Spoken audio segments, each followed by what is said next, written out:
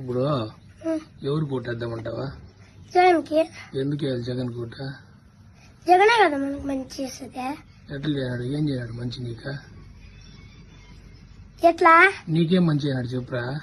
అనంతపురంలో నీళ్ళు లేవు కదా ఒక చెరువులో, ఆ నీళ్ళు ఏడో ఉన్నాయి. ఎట్లా తిప్పించినాడా అది చెప్పు ఫస్ట్. నాకు తెలియదు, చెప్పు ఒకసారి. లోడీ తిప్పించినాడు జనాలతో. ఇప్పుడు నీకు ఓటు హక్కు లేదు కదా ఓటేయడానికి జగన్ కి. ఇప్పుడు చంద్రబాబు నాయుడికి ఎవరు ఓటేసే వాళ్ళు లేరు. ఎందుకు? ఇప్పుడు జగన్ ఎంత మంచి చేస్తాండేది. ఎవరికి మంచి చేస్తున్నాడా? మనకే. అదే ఏం మంచి చేస్తున్నాడు కళ్యాణ్?